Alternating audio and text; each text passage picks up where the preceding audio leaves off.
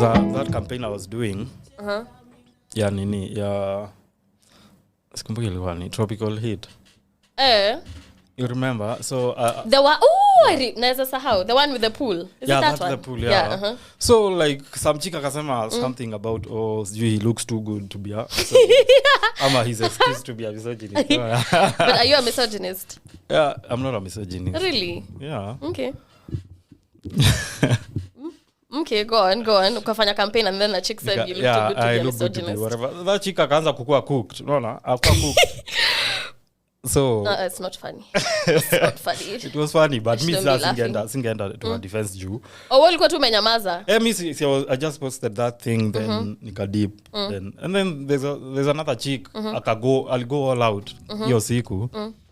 It was crazy. Like alitukana the whole day akisema so I'm the leader of incels in Kenya. Ni wewe? Hey, utaanzisha red pill movement yako huku Kenya.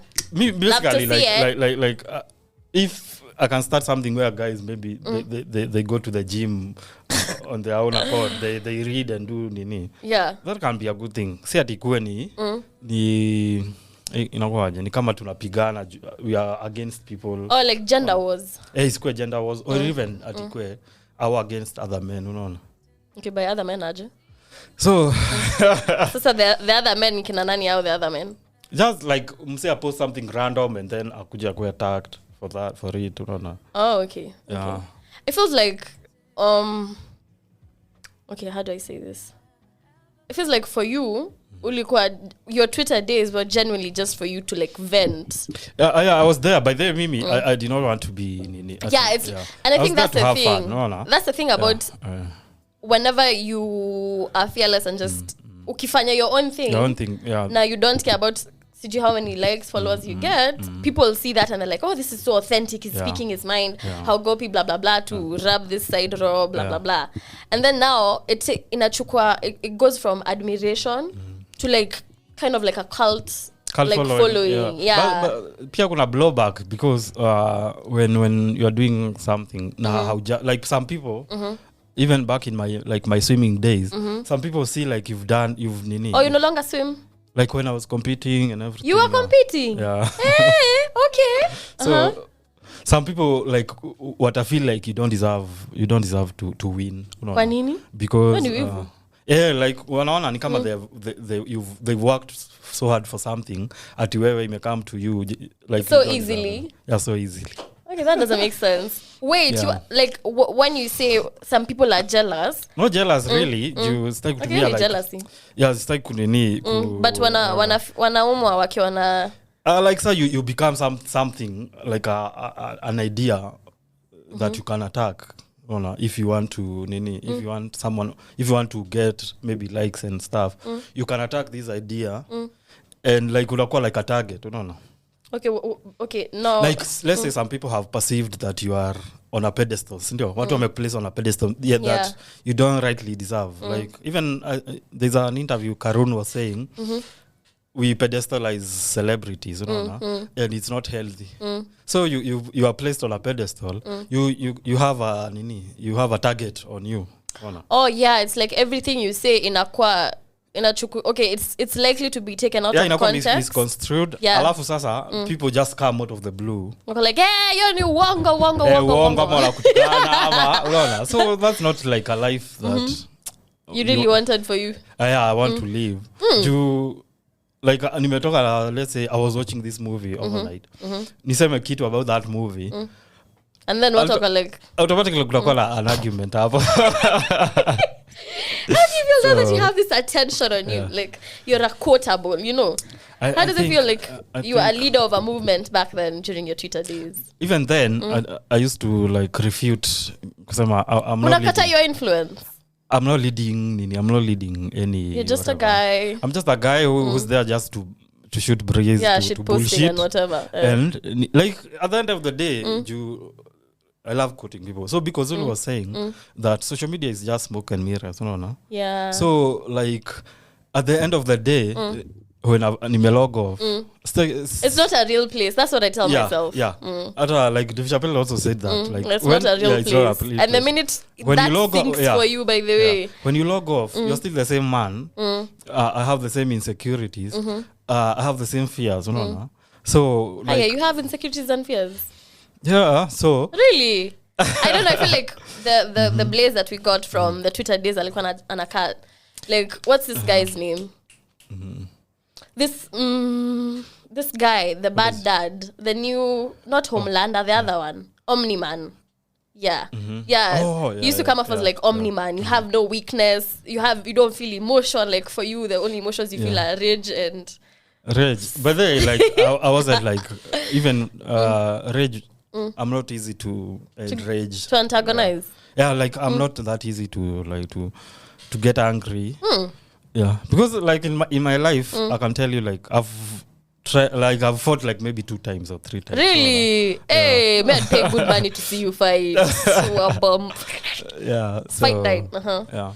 So like to enrage me not taking some time. So yeah. But how would you describe like your rage? My rage. It's like it's hard to get you angry, but ukifika hapo like nile people talk about like the red rage where you don't see shit. Yeah, you see blood, you see red. You see red. And then your adrenaline in a shoot. So for me, I even like tremble and like shake. Really? The rage. Ooh. Okay, that sounds like a movie. It does sound like a movie, right? So I asked this off air, but I'm going to ask it again. Yeah. Why did you leave Twitter? So I think I left. It was like a progressive thing because when I used to, I muted a bunch of tweets of my tweets. Nimetweet like. Oh, unapata bado iko na interactions. Ama, what do you mean by mute your tweets? Yeah, like when. So I used to tweet. So nimetweet asubuhi like. In 30 minutes, napata nisha mute the tweet. I don't want to see the interactions. Oh, okay. Yeah. So and then I was tired of. Like I think overstimulation from that app or like to kukua dependent on the app and see like the world in a it's like to sound philosophical because it's alright. So like to see the world not in 140 characters. Yeah. Okay, yeah, philosophical. Yeah, it's like to sound philosophical but it's good. Like I see the world as it is and then stuck with all that rage.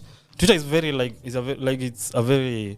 rewards the rage, Yeah, it's inflammatory for that. Yeah, it rewards that. So I just like with time nikachoka tu hata kunini. Really? Yeah. It feels like tremendous growth, especially to admit that it's not serving me anymore. I need to quit. Yeah, exactly. Because when I looked at the like what it was bringing to the table and what was like taking Jojo when we were starting off, even like maybe guys who were started off from 2010 maybe up to 2015 2016 influencing was not a thing back then. Nobody cared about what they were talking about. People were just there just to tweet, just to talk, to whatever, to follow news. Posting, so akoko na anything at we are there to make money. Like right now social media is where people are making money, so people care what they are saying. Or people care if they have the numbers and everything. So for me, even the numbers do not mean anything. Really? Oh my God! Wait, let me see how many followers you used to have. So I think I'll be reduced, but I never like the only time the numbers made like I was excited to reach a certain number of followers. It was like 10K.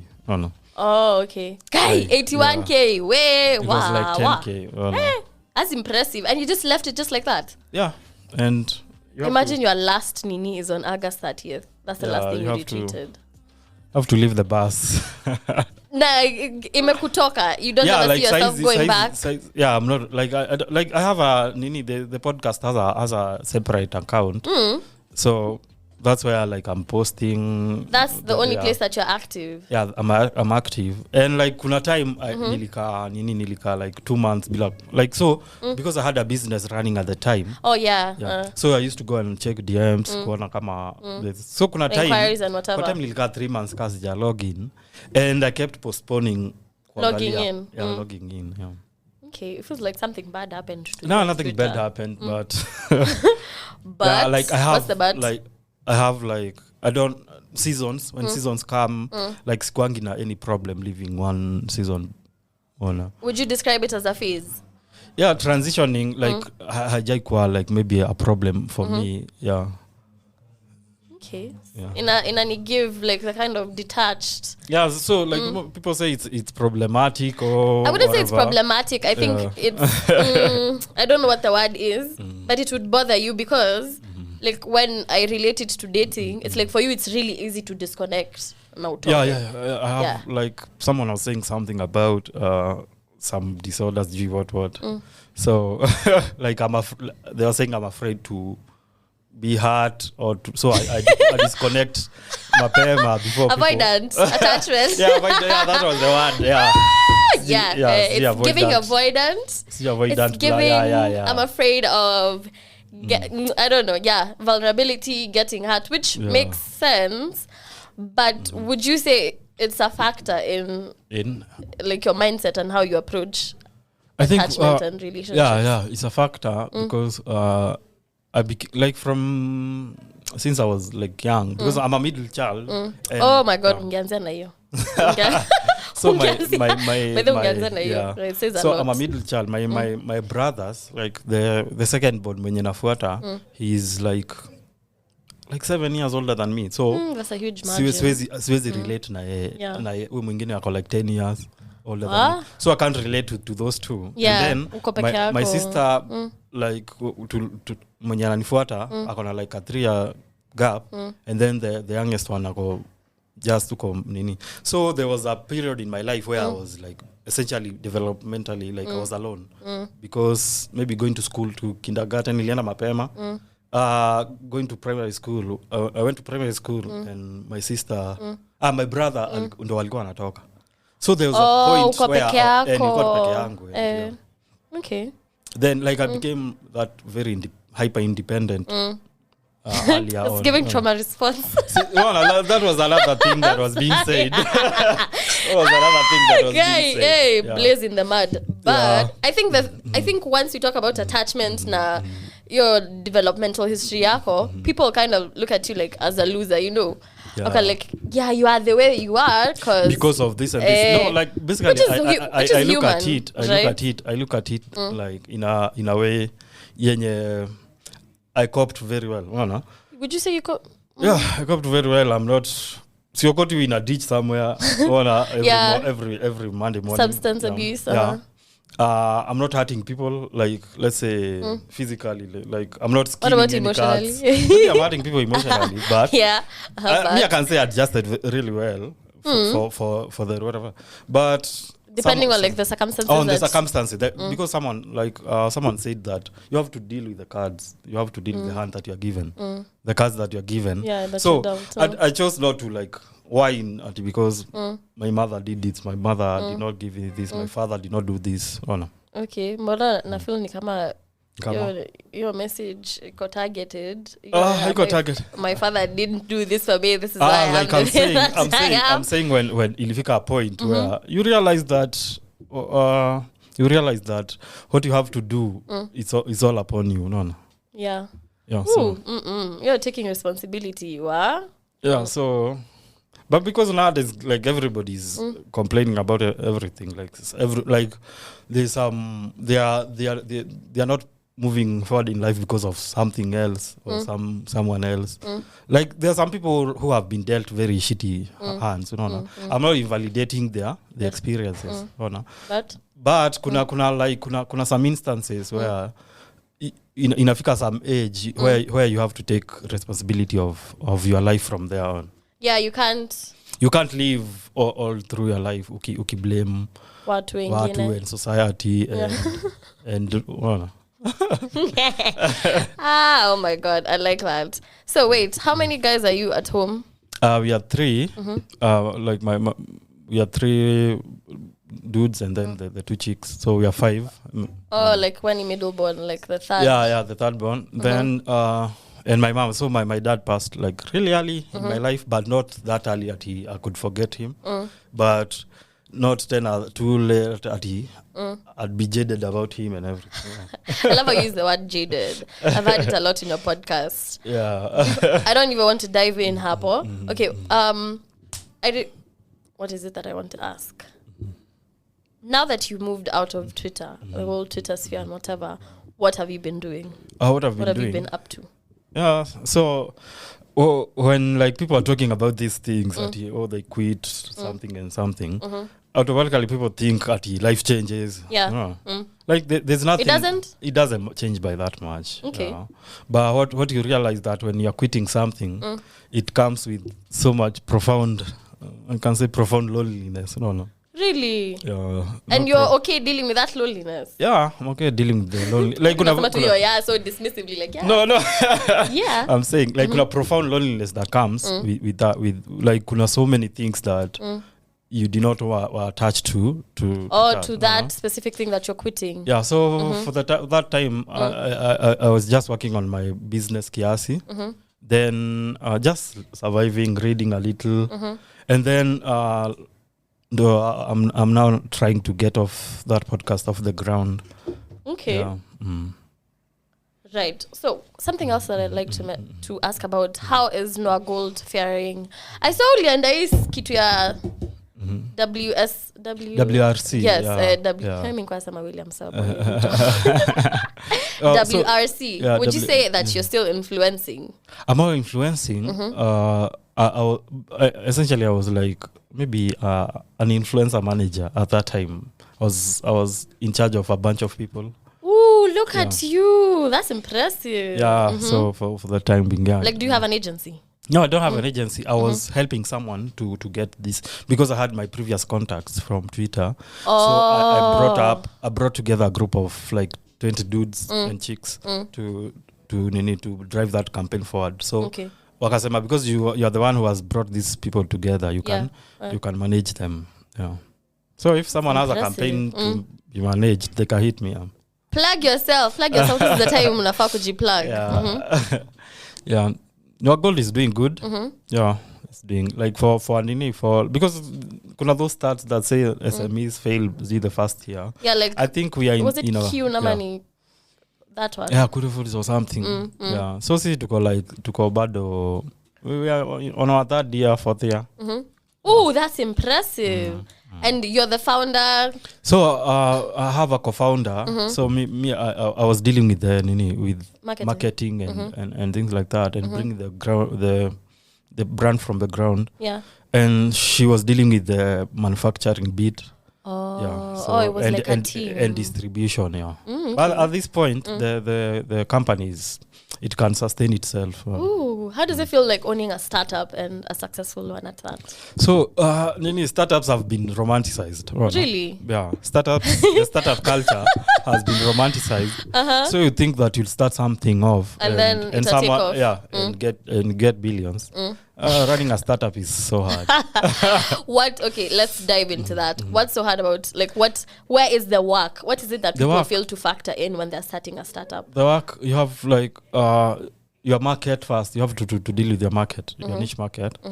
Then you have to know that funding, your funding. So Noah Gold was funded. We funded it ourselves. So saindo inajifund and everything. Oh, okay. So you'll realize that your costs will have to come sometimes from out of pocket. Yeah, so that you can make sure your business is running. It takes a lot of dedication. Yeah, it's a lot of dedication because even like, especially when you're dealing with clients, not many people are not like that good, So utadeal na so many shitty people. Yeah.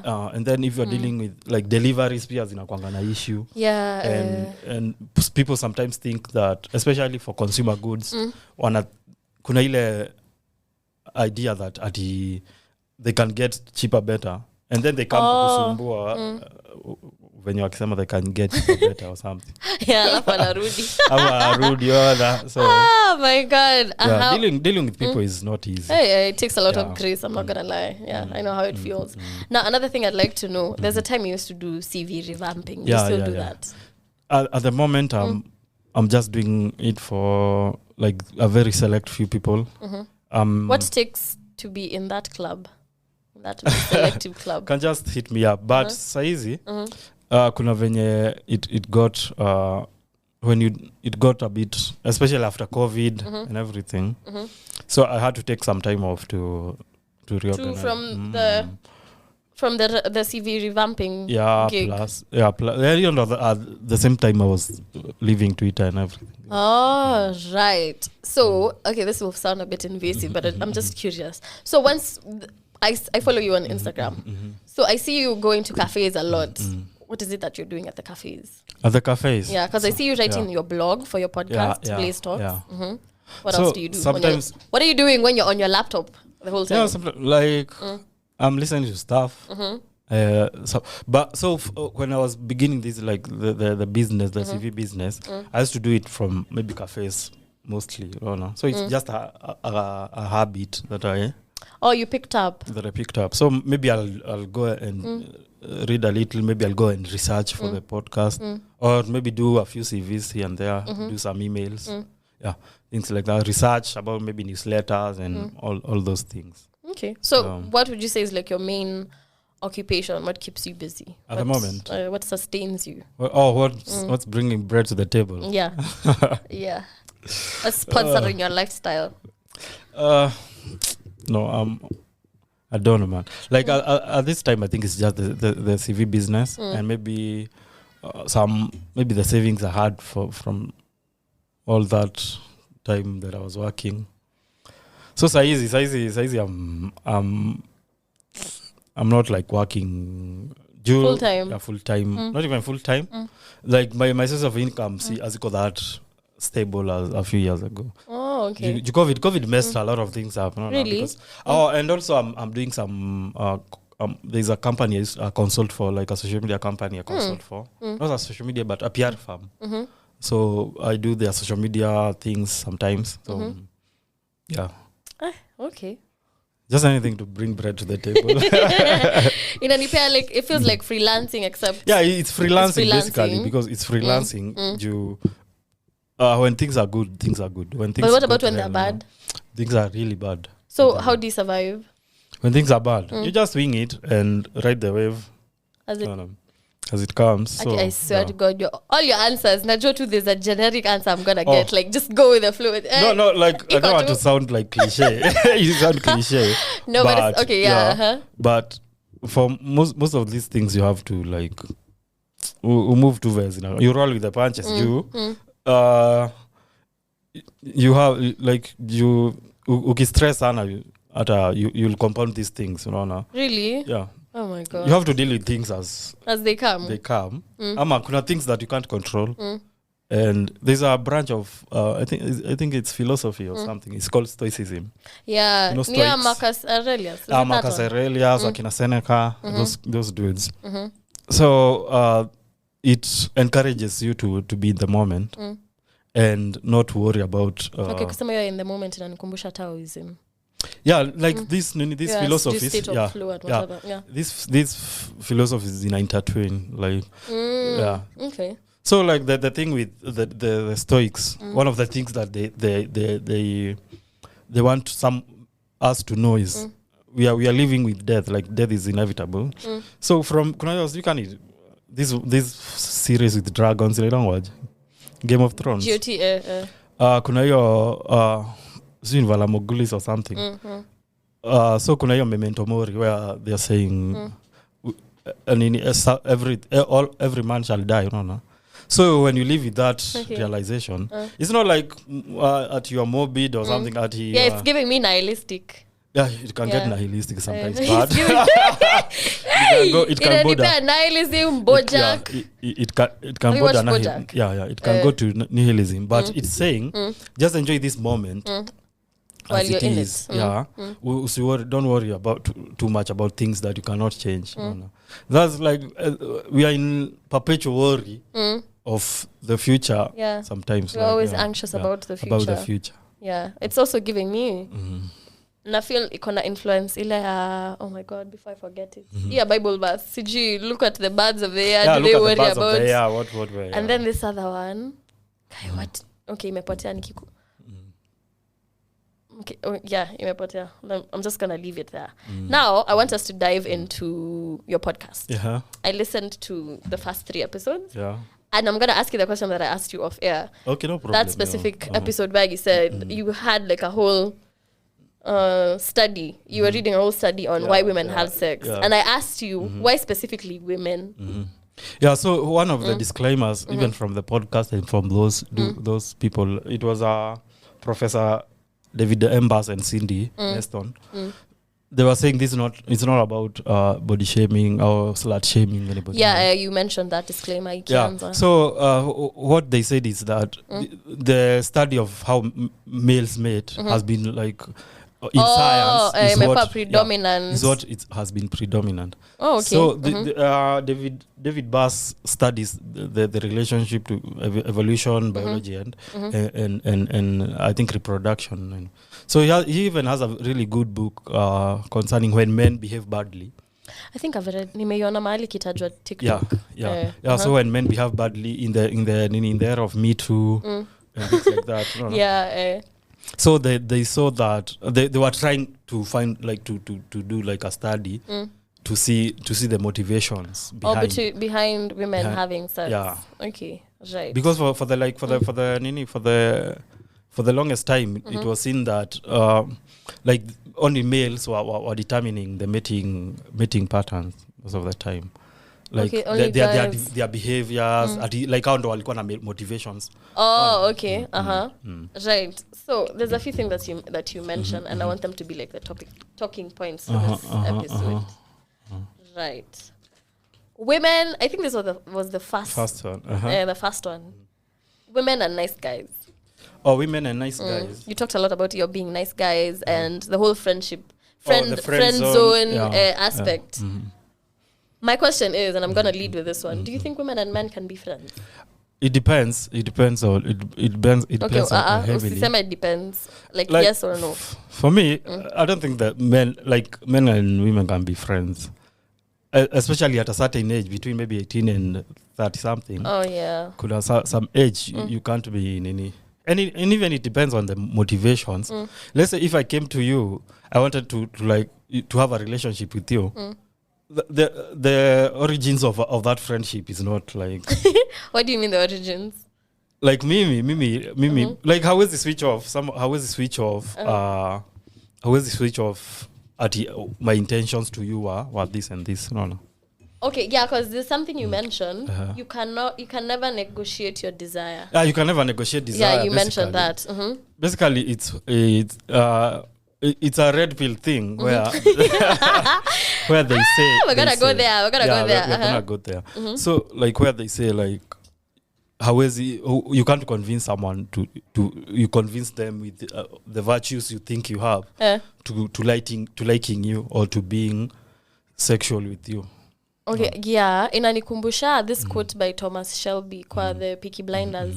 You like what you like. You can't help it, and to relate it to that, you can't. When you can't negotiate your desire. So like this basically is where like you can't even LL Cool J was saying in a podcast, I love how you quote people. Yeah. In a podcast with Mike Tyson, Mike Tyson was saying like during his whatever when he was in his heydays, he was buying this cheap Rolls Royces. For free? Yeah, need magari and housing. Where was I? Mbona sikuzaliwa time. And like you can't buy your way into someone liking you. You can't buy your way into someone liking you. Yeah. You don't think you can buy love? You can't buy love. Yeah, they'll marry you. They'll maybe they'll have sex with you and everything. But they won't like you. Like the nini. So the red pill dudes say that if you have to wait for it, it won't be amazing if you have to wait for it. Okay, yeah. Once you say it like that, now there's a your thought imekuja ikapotea. Like the hedge on like primal desire, whereby whereby you, let's say I walk into a club, and this chick hata ngoja hata ngoja we get home like inakuwa tu in the bathroom unaona. So that's some of the best shit you'll ever experience. Okay, from personal experience. Okay. No, from personal, it's a proven thing. It's proven, nimekumbuka. Ni kama this spring break.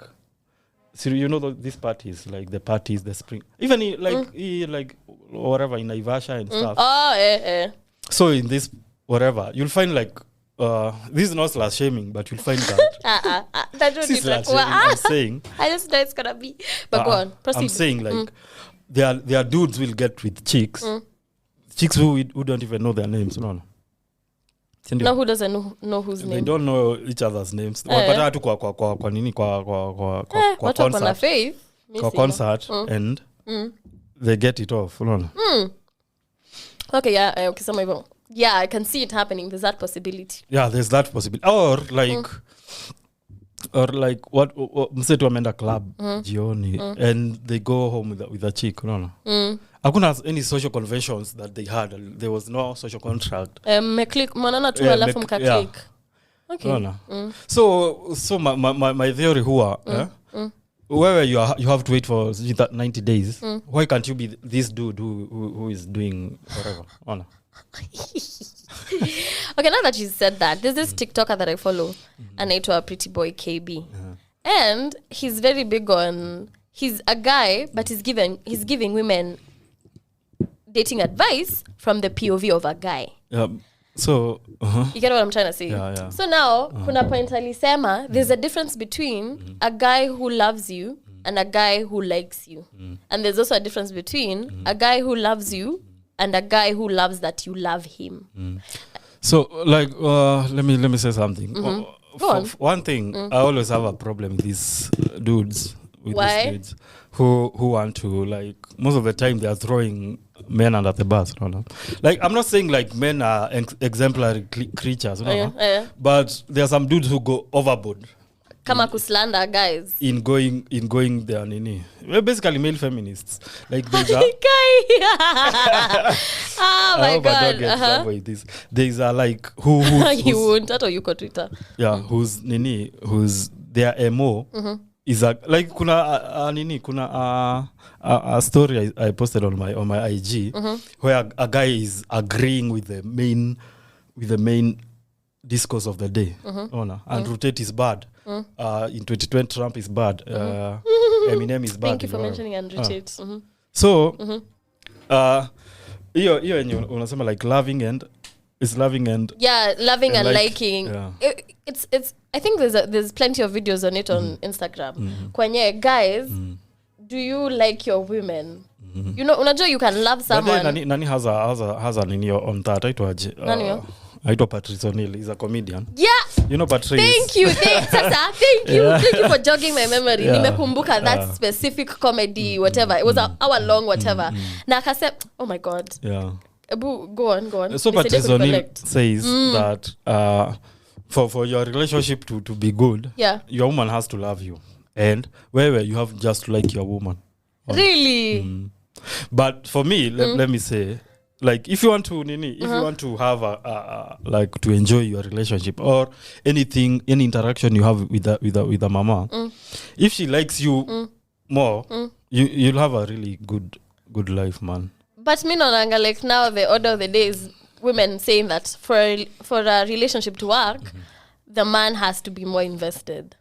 So like the problem with this with that idea is that as a man, like what they are saying and what they are doing, inakuanga very different. Okay, yeah. So you'll be that guy who even unaenda unampeleka maua kwa ofisi, coffee, you know has nail color and everything. And itaka whatever.